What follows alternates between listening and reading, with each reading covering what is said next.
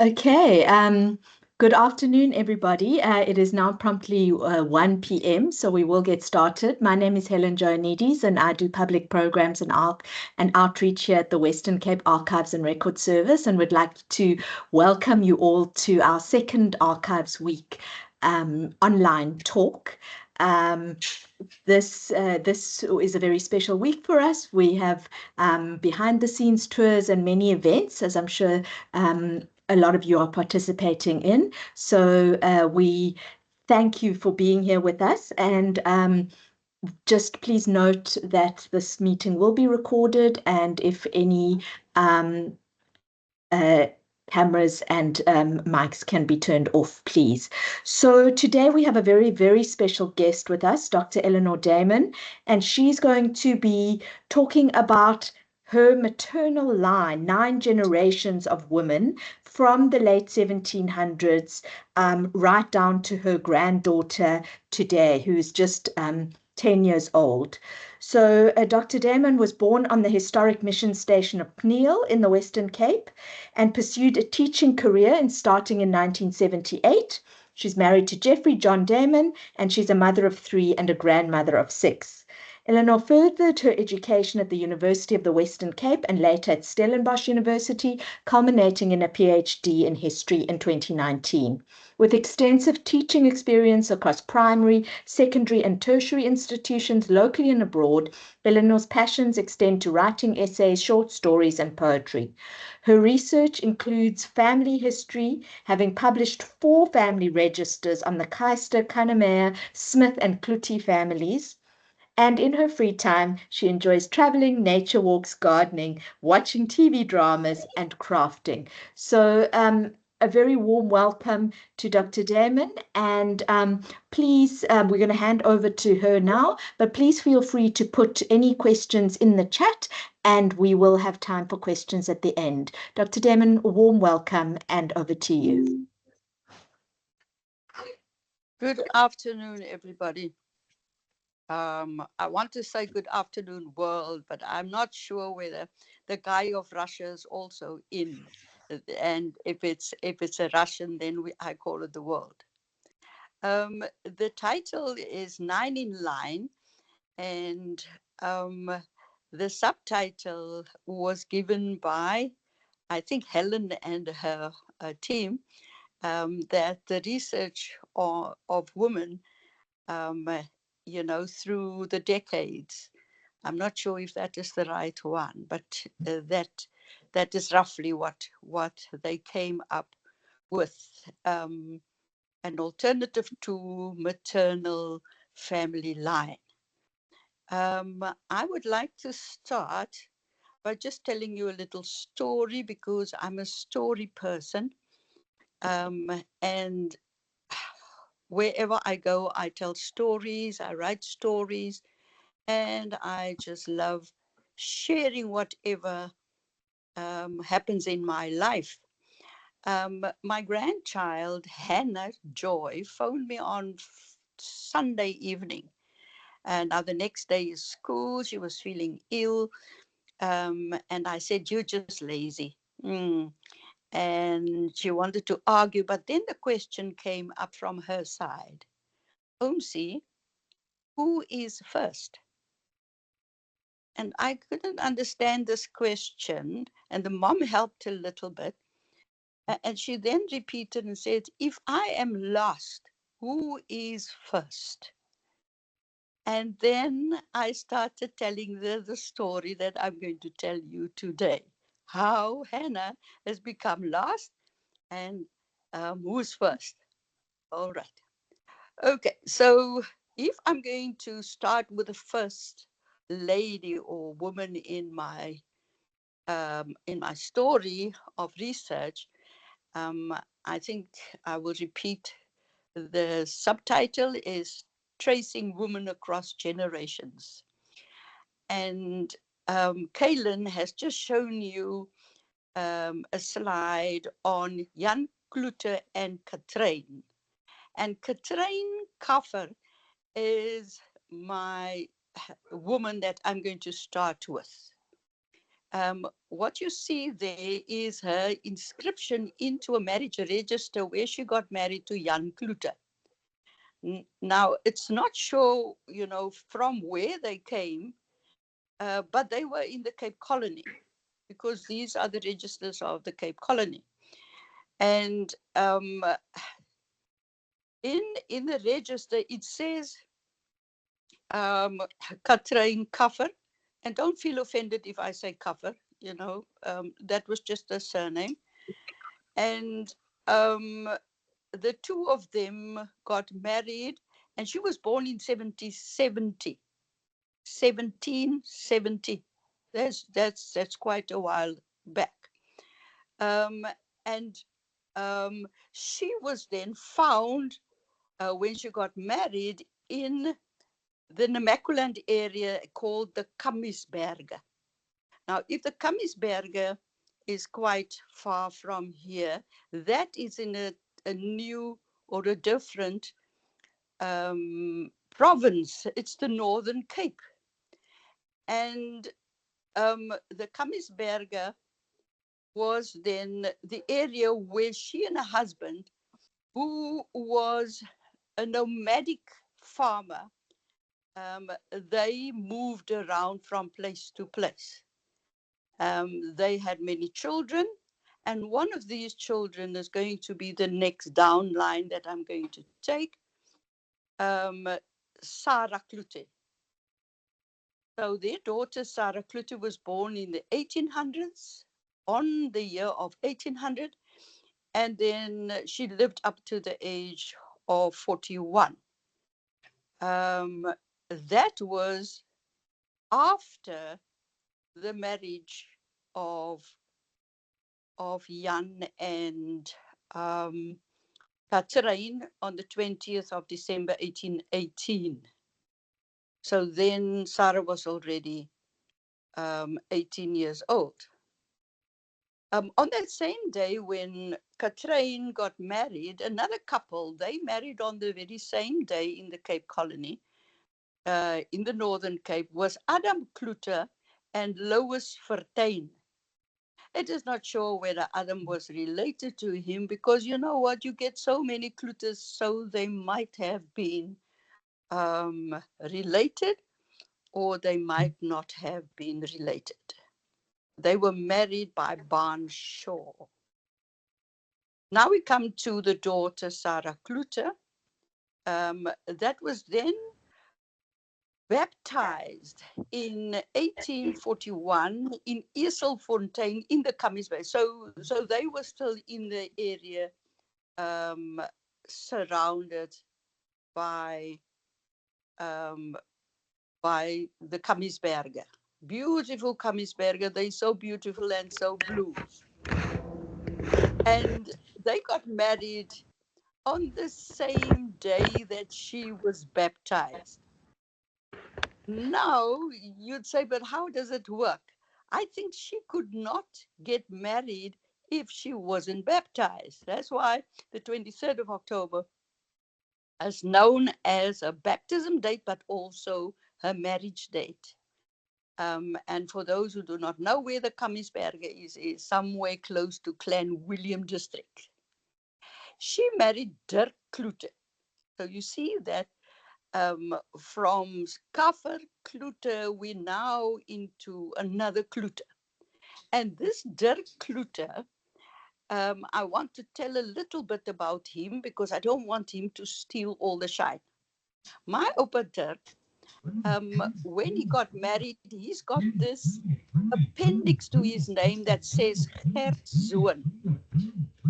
And every time when there's a child born and baptized, it will refer to him as Gertzoon. Now, I figured this mystery out by, you know what, he must have been special that his dad was Gert and he was the son of Gert, but not everybody had Gertzoon as an attachment.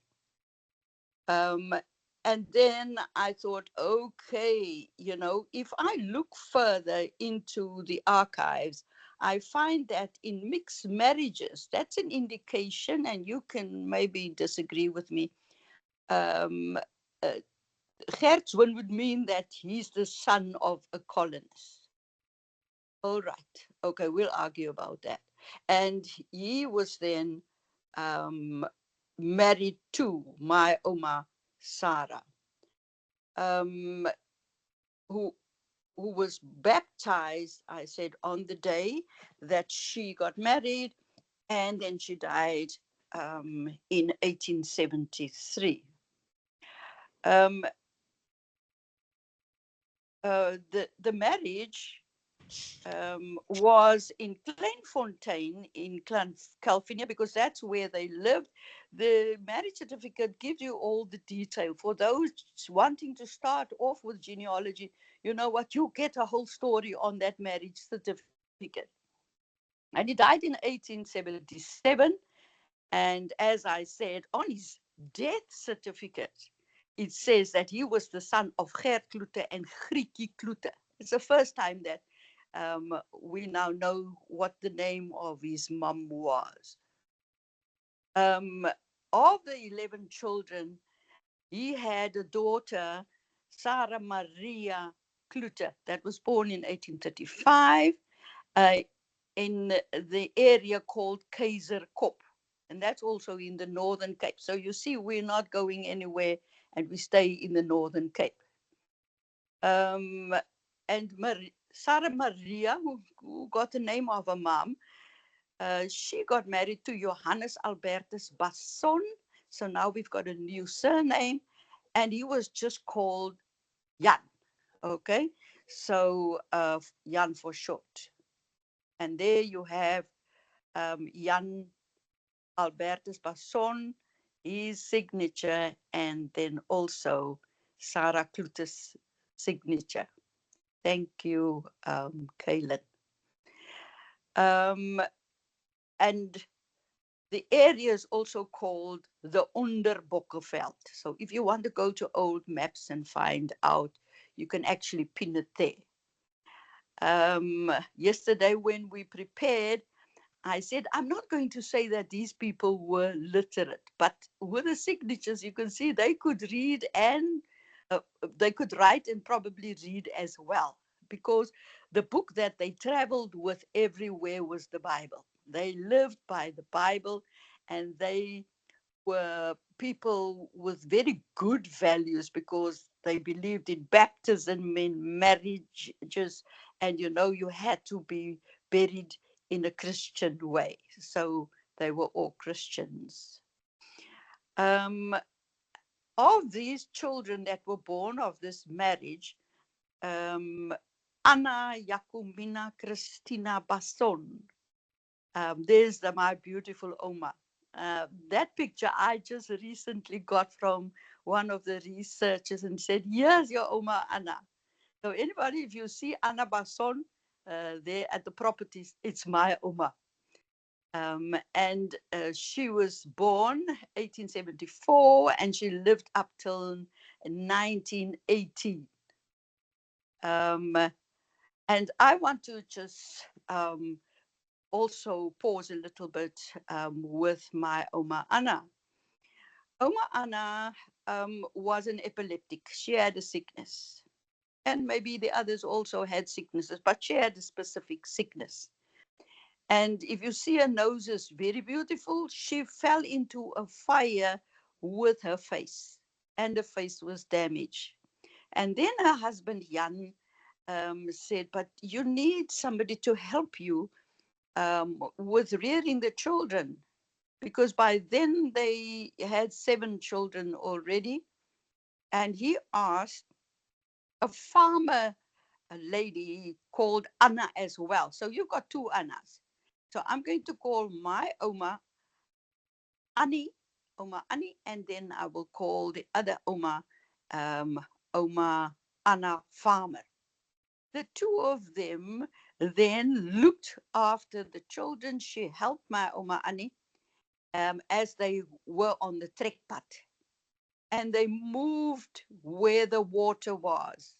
In winter, they were in camps that they had, and then in summer they would go for the summer grazing.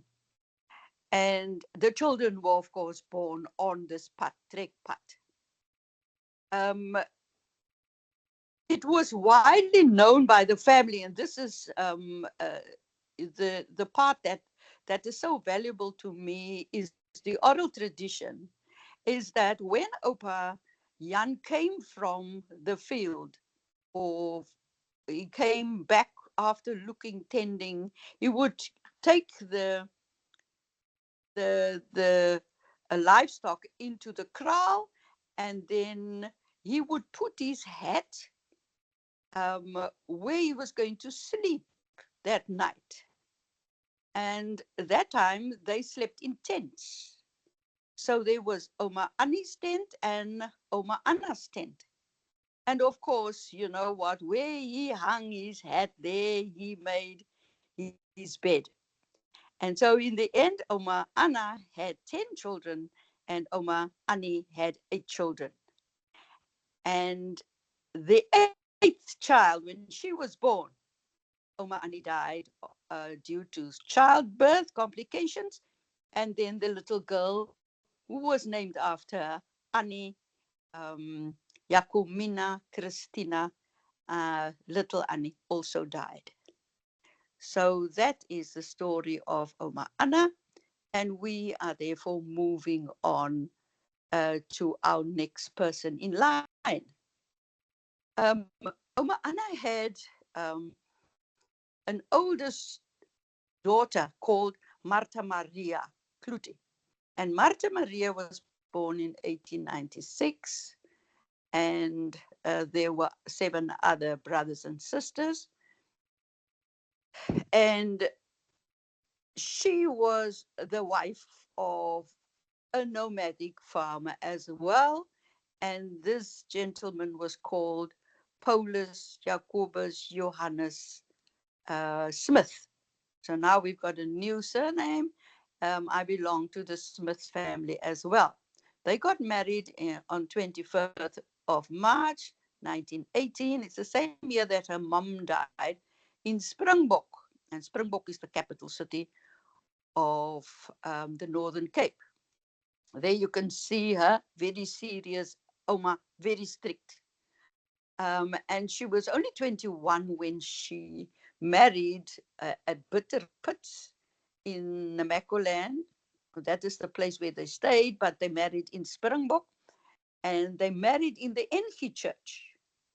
So this to me is significant because, you know, he didn't keep his membership of the NG Church. He then became the founder member of the Volle Evangelie Church, the Full Gospel Church.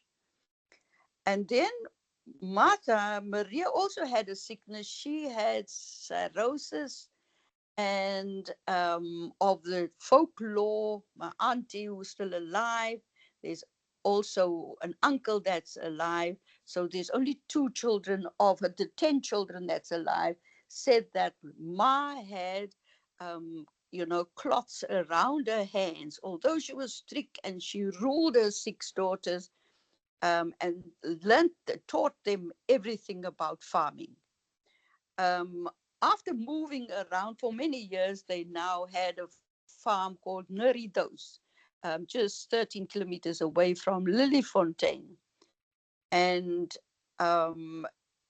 she then asked her husband not to move around because my opa was a souterayer. He went to the salt mines and he went around to the mines to go and sell the salt to have an income, you know, other than also farming with corn and livestock.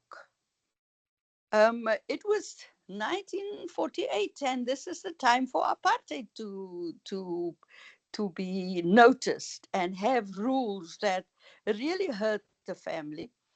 And they, Opa didn't want to move because his farm was great.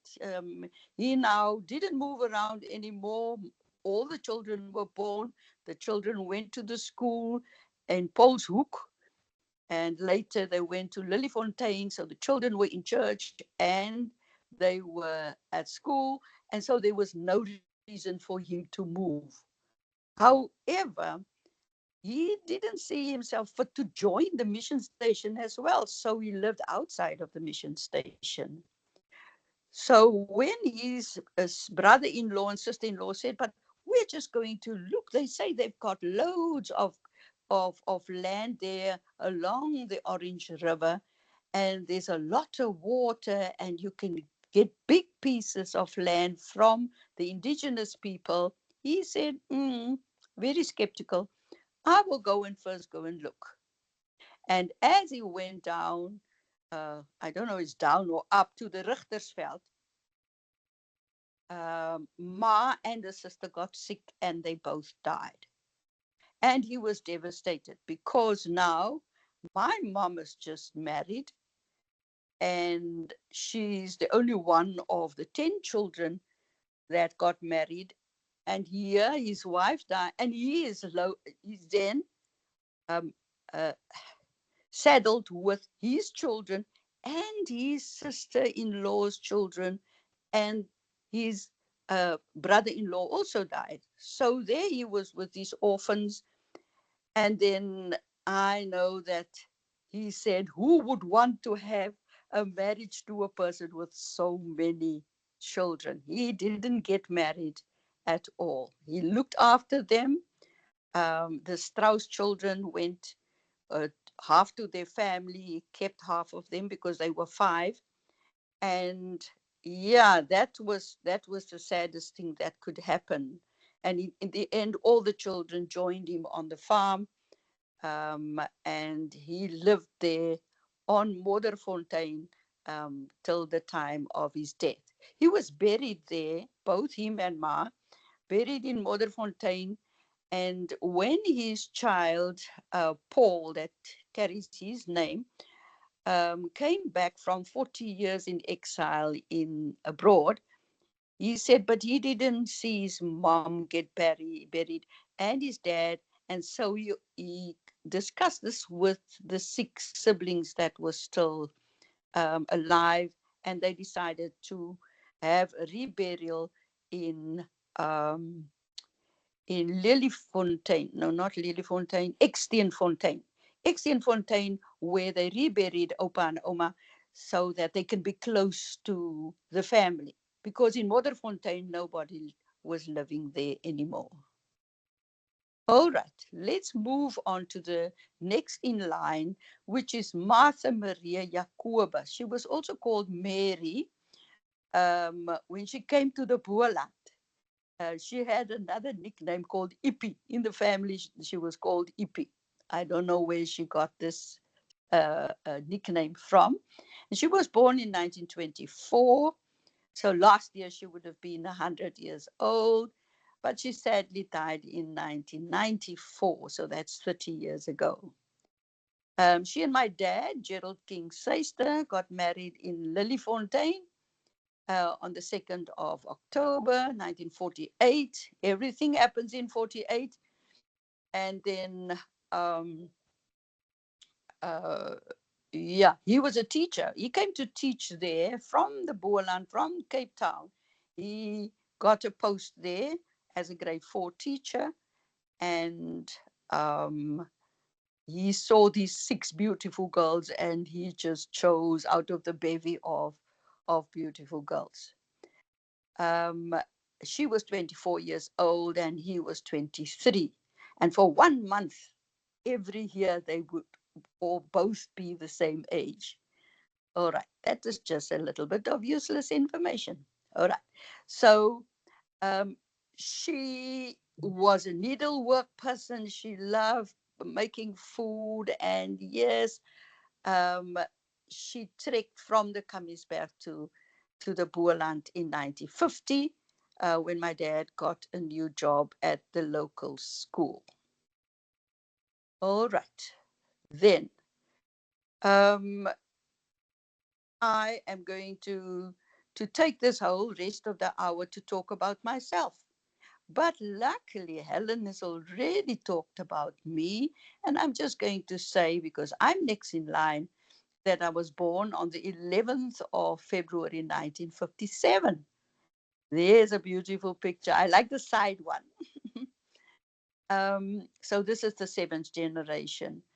And on this day, the significance of my birth is that Nelson Mandela got out of jail that day.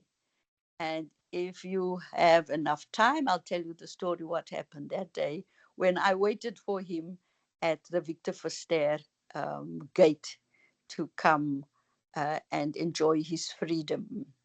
I was born in Piniel. I was baptized in Piniel. I was confirmed in Piniel. I got married in Piniel. So I'm a Piniel girl. And now I live in Piniel as well. I got married to Jeffrey John Damon. And so this is the next surname that comes into the fray.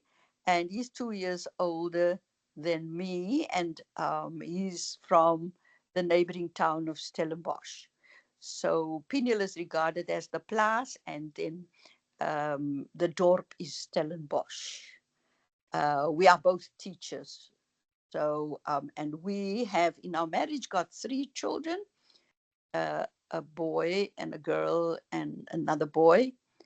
And I love them all equally. I don't know, at times, it varies. Then I have got the next in line. Thank you, my TA. And there is my daughter, Genevieve Unica Marie. Um, she's the only girl, and if I had a boy, then I wouldn't have been able to tell the story. So I'm so happy that she's a girl. So it brings me down one generation towards the 9 in line. Genevieve Marie was born on the 25th of November, and she was born in Cape Town. Now, where she grew up was Afrikaans, but when she finished primary school, she said, I want to be English. I want to speak English and I want to go to an English school. And of course, she went to an English school. She then moved to Kuilsriver, and then she's now living in Goodwood, and she speaks English all the time. Even the children at times look at her funnily and to say, can you speak another language? Because they just know that they speak English. So the Afrikaans is lost on her children. All right. Um, and a little bit about Genevieve is that she loves uh, the doing family research, and then she would be the one that goes to family reunions. She takes family very seriously. She's organizing us as a family. So uh, I don't want to say she's controlling, but you know what? That's her. She's very, very strong-willed, and she works very hard. And she loves road running, and of course films. And yeah, she just loves life. Um, and then we come to the last person. I see that we're almost 30 minutes in, and that is Gia Ella Madge Bester. And this is the new surname coming after Damon. And you can see that Gia Ella Madge has got the same initials as her mum. She is Genevieve Unica Marie Damon, and her daughter is Gia Ella Madge. She wanted that name. And I think that says a lot about, the naming in genealogy, where uh, um, my mom was named after her mom. Sarah was named after her mom. And then you get that a lot. If you're looking for your family, then you must just go to the naming pattern, and that helps a lot. Um, Gia is then 10 years old as you, but within a few days, she's going to be 11. And she's just a bright spark, um, born in Cape Town, and she was baptized here in Peniel. And she loves playing netball. She's in gymnastics, in ballet. She sings in the choir, and she just does everything. She just believes she needs to be on top of the podium. All right. Okay. So that is, and if I want to summarize, there's little Gia. Oh, she's so beautiful. She's the last generation. So if you see the little picture there, you will see everybody bunched up. And for me, family comes first. So if I want to end off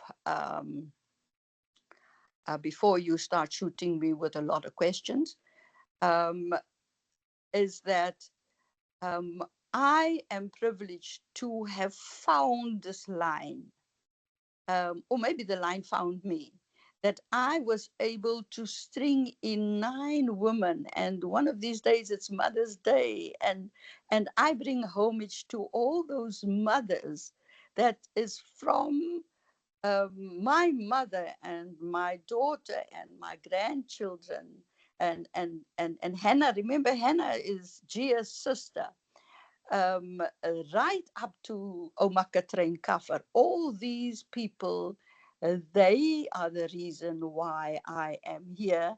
And if it wasn't for them, I would not tell you the story. So thank you, Helen. Thank you for all the listeners around the world. And that's the end of my story. Thank you so much, Dr. Damon, for sharing your rich family history with us and all the little tidbits of information that's really gives us such a rich tapestry. So thank you so much. We've got plenty of time for questions. So I'm going to start with this one from the chat. Thank you for sharing your beautiful family lineage. Could you share a bit on the process of how you went back tracing your family so far? So maybe we can just start with that one. Okay. Thank you for that question.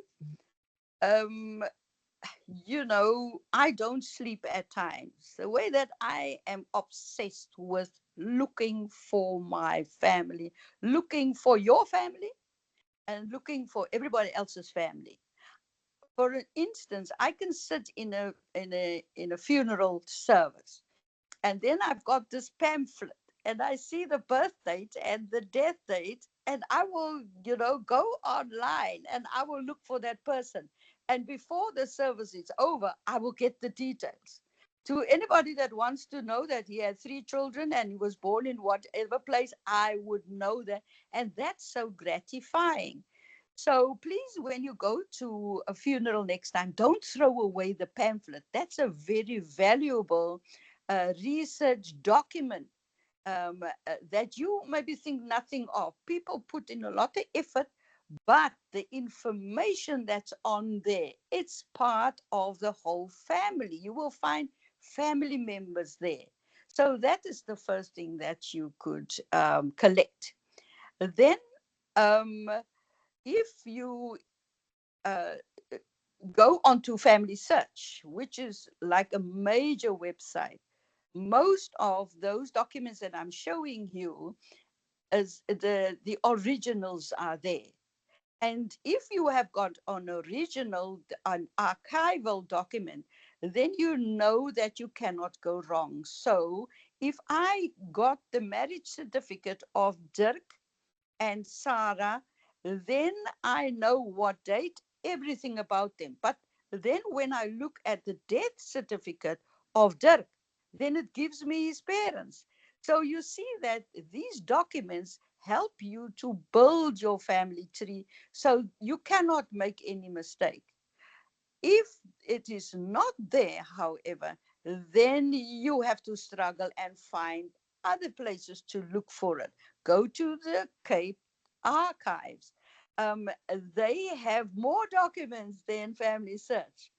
If you ask them politely, they've got Nayas, as their big pool of resources. You tap in your person that you need in every line search over the whole South Africa, all the archives. There might be one hit, and then you can ask them to send you the documents. I will share my experience about that. I was doing the Smith family, and I was going to publish the book. It was D-date, you know what? I needed the document, and I went online and I thought, did I get enough? Did I get everything? Because I was worried that I might have missed out on something.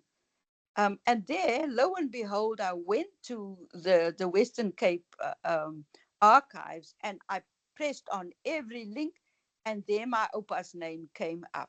I said, what's the odds that somebody in the world could have the same name? I wrote to Erika Leroux and I said, you know what? And to Dr. Henry Gustav. And, and I said, you know what? I've got this number. It was COVID. And they send me the documents that my opa had 2 pieces of land in Lourisfontein. I got into my car. I said, husband, you are going with, you don't have a choice.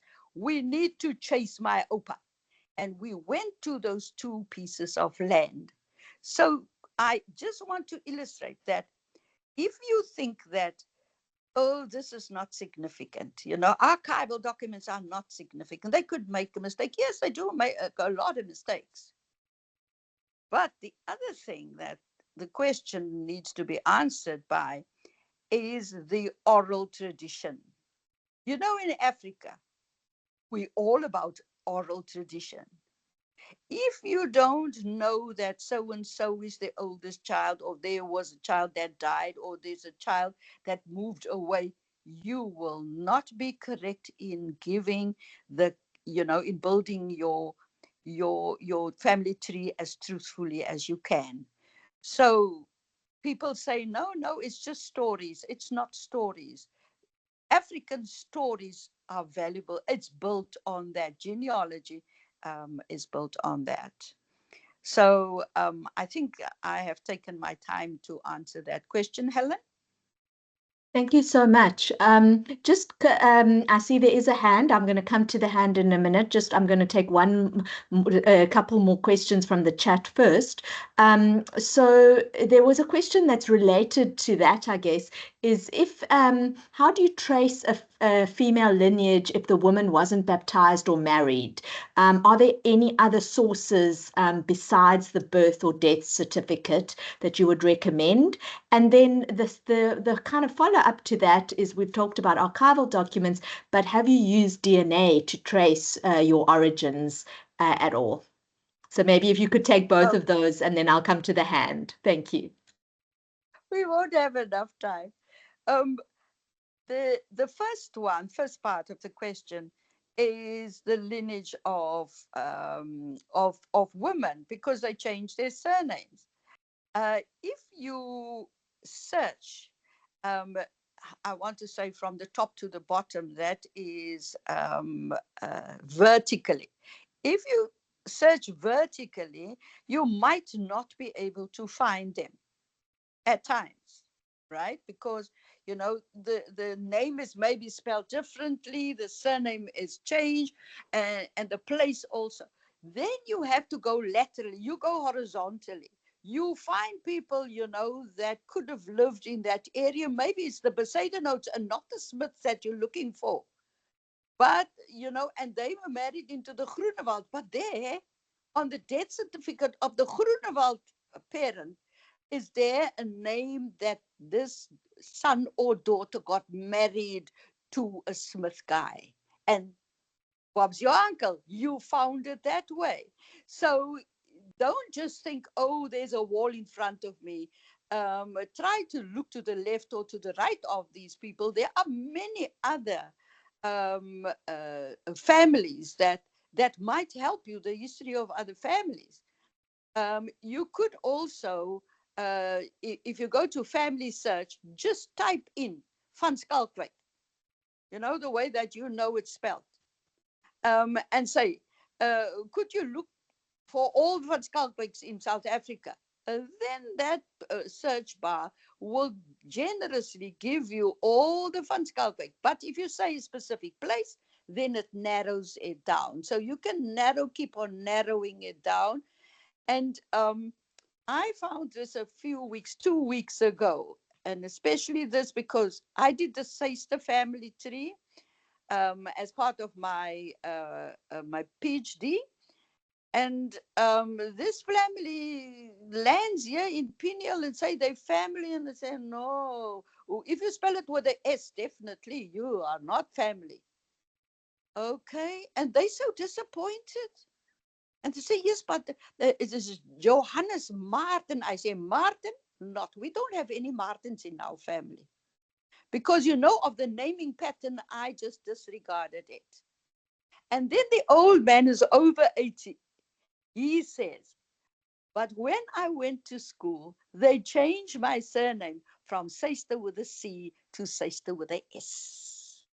And then I thought, you know what? You're just taking a fat chance. Let me go on to my friend the phone. And I went to Family Research.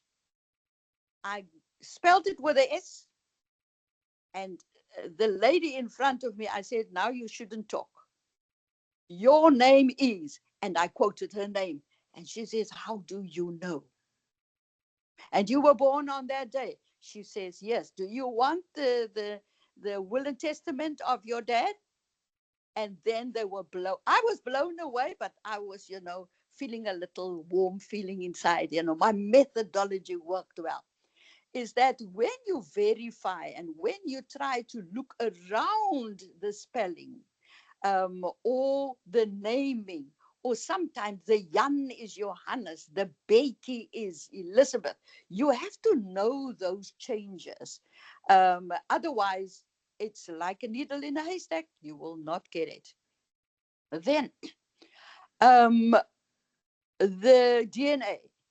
The DNA does not lie. It doesn't lie. It's very sobering to know that, Helen, you and me are related. Oh, that's so painful. And when I loaded my results on the different websites, many van der Merwes and Low and Pieter Retiefs, they're now all streaming towards me. And I've got more European blood in me than African blood. That to me it blew me away. After the results of that, people can say, well, it's not nice, it's 100% accurate. But yes, I found my grandfather's older sister, her grandchild, her great grandchild is living in Portugal. And she did a family tree, and there my auntie was sitting. I never knew about this auntie. And I could add her on, and so it was correct. That is through DNA. So yes, DNA is amazing. So the more you test your family on DNA, I've got 20 strands, and I'm very happy to be so well mixed. That's all that I'm going to say about DNA, Helen. Another question? Thank you. Thank you so much. I would be honored to be called a relative of yours, Dr. Damon. There was a hand by yes. Please go ahead, Janice Clearfuss, with your question. Hi, thank you so much for your presentation, Dr. Damon. I just want to ask, you mentioned something about being nomadic, your family being nomadic, and what going through the history and understanding South Africa's complexity around the rejection of the Khoi, do you see that quite present in the earlier generations of your family, and how they progressed out of the nomadic Khoi lifestyle, or San lifestyle, to what they are now, where they found themselves after that period? I want to answer that this way. Because of the fact that I come from everywhere. I come from Khoi, I come from San, I come from slaves. I come from Europeans. I'm right into Ireland. Just name a place, then I'm there. So if I look at the nomadic occurrence in my family, especially when we start with Katrine and then Oma Sarah and her daughter, my mom's, up to my grandfather, they were all nomadic. They were all in the Northern Cape. And they were all called busters. So I am a buster girl, a Bosleys buster girl. That is my heritage. But I'm also a slave descendant. So you know what? I'm juggling all these balls in my hand, and hopefully I don't drop it. But I have to embrace all these bloods that's flowing in me. And so when um, the tricks started was because of the mixed heritage my great grandfathers were in. They were not accepted in the colonial community because they married a person of color, either a slave descendant or a Khoi or a San. And so it is very difficult um, to do research on the mixed families because there's a tendency, and this is only my theory, is that if the three brothers came from England to South Africa, um, and one of the brothers married a person of color, that person is no more taken up into the official um, uh, documentation of that family. That person is cut off, and it's put on a little heap. I say it's like a Phyllis whip, and maybe it's too strong, but it says ongekoppelde Plutus Smitten. They are not. You cannot come over to this very pristine colonial family that came here. Their heritage will go right back into the 1500s. And even, when God came to earth, they will have all this detail, but not for persons of color. That is a was a struggle to get to a family tree that could make sense, having uh, a heritage of moving around, but luckily because of, I'm going to use a word, ordentlikheid, because of this sense that we need to be godly, we need to be church bound, we need to be, so those occurrences, those events were documented. When they got married, you can find them. When they were baptized, you could find them. When they died, they could be found. But when they came to building the first families of the Cape through Jesse and through all those wonderful genealogists, you cannot find, sometimes you will say slavin of Hottentotsvrouw, but nothing else. It will just be mentioned.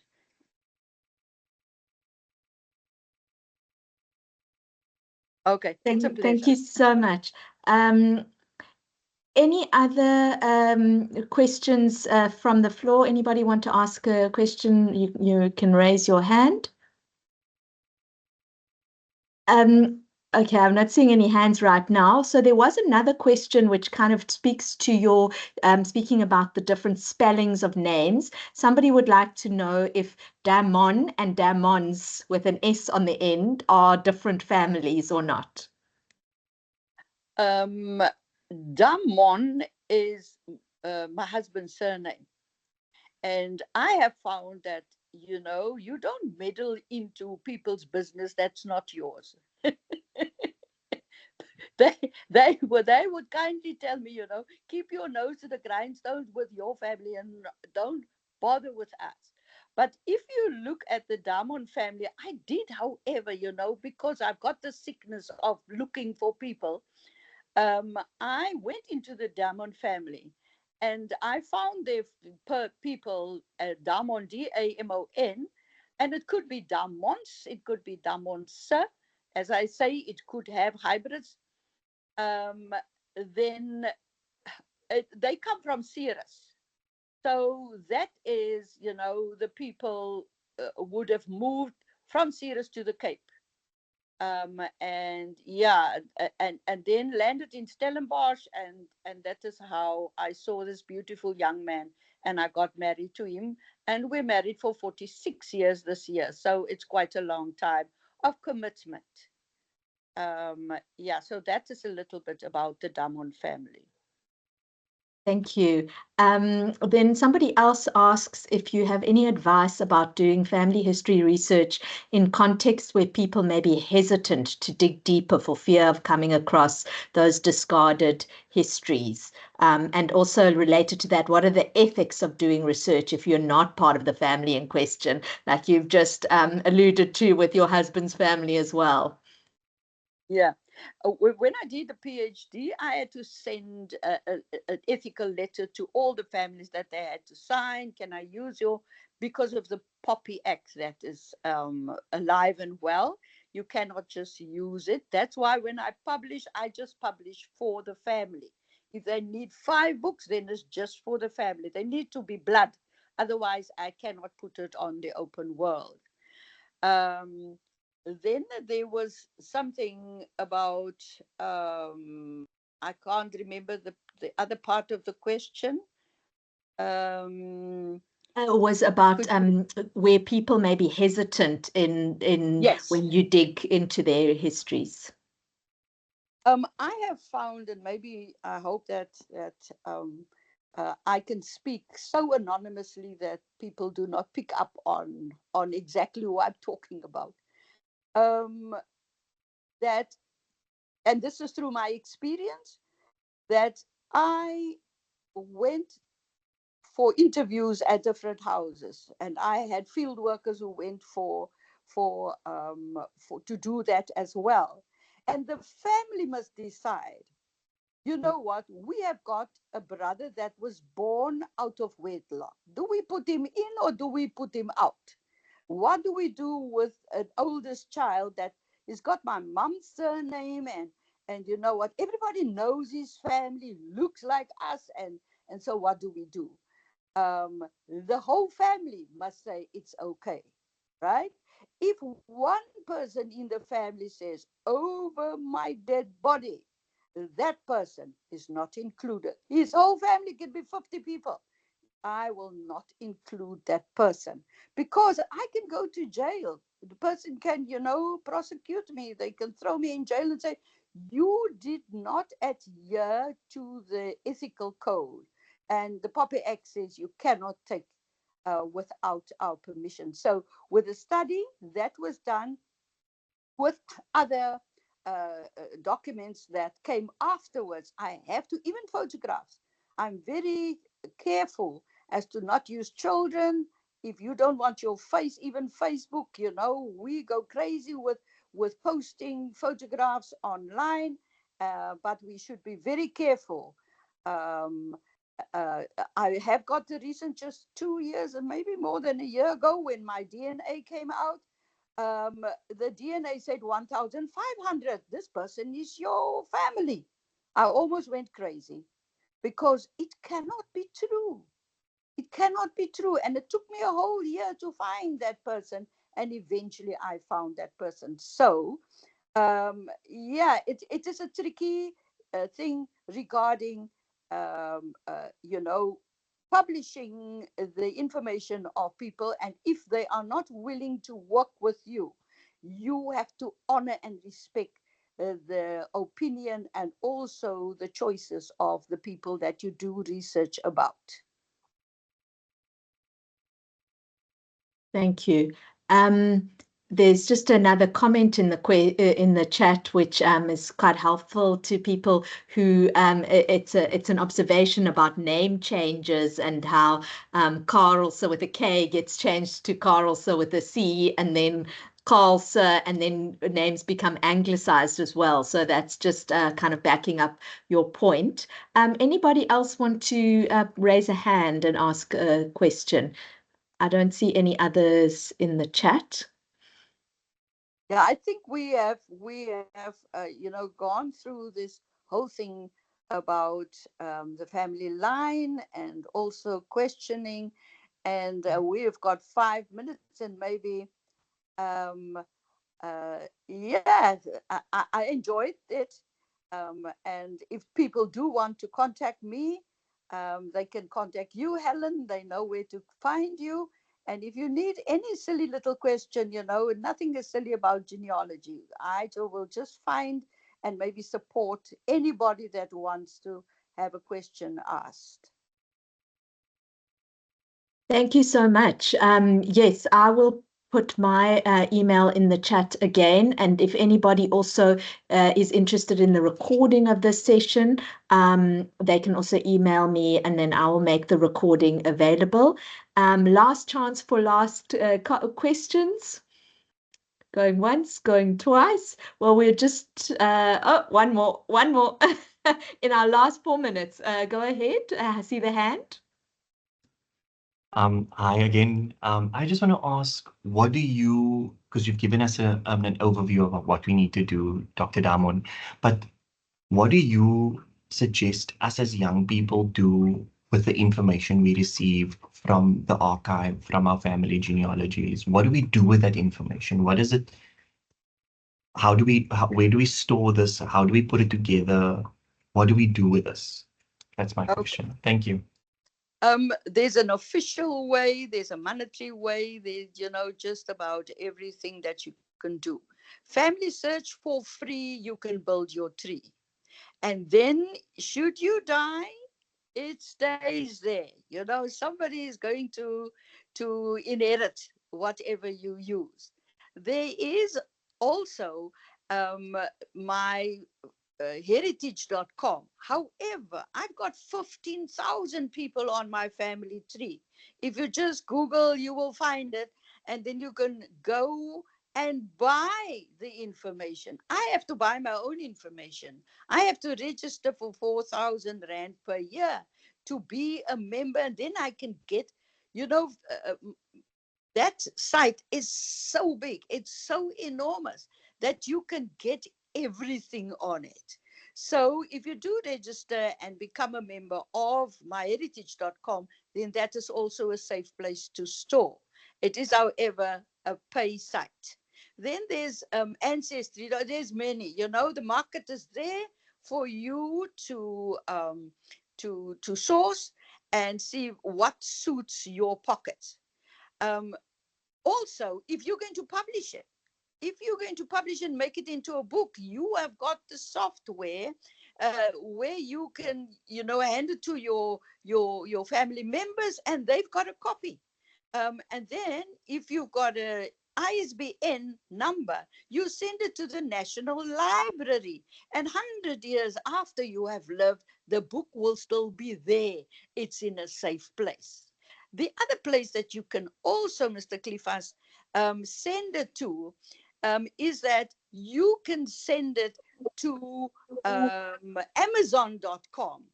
Amazon also stores it for free. Oh, well, they don't give you a lot of royalties, but I know that there's 6 books of mine. You can go in online and you can find me. There's 6 books of mine, one of Hannah especially. You will find that very delightful. About, that if I'm going to die soon, and then the proof is there. You can Google it. I don't think that the internet is going anywhere very soon. So it's on the cloud. You can store it, and it's accessible. Thank you so much. I think that's a wonderful kind of way to end off. I will just add that as the Western Cape Archive, we are also open to donations of what we call non-public records, people's personal collections, whether that's research materials or their family histories. So then we keep that in posterity for others to use. So our only condition is that it tells something about the people or the place of the Western Cape, and that it would be accessible for generations to come. So with that, I'd like to say thank you so much to our speaker. It has been totally enriching experience. And the chat is just going crazy with all people saying thank you to you, Dr. Damon, for sharing so generously. And we will leave it there. Anybody else who would like to get in contact, I have put my email in the chat. And we thank you so much for being part of our Archives Week and participating and giving so freely of all of your time, and especially to our speaker. So thank you so much, everybody. Please join us on any of our other talks in Archives Week, and see you soon. Thank you. Bye-bye, everybody. Bye-bye. Thank you. Bye. Thank you. Bye-bye, Peter. Thank you. Bye-bye. Bye. Bye-bye, Aisha. Thank you so much. Thank you, Thank Kayla. you. Bye. Thank you, Thank you so Jeanette. much. All right. Rika, Doreen.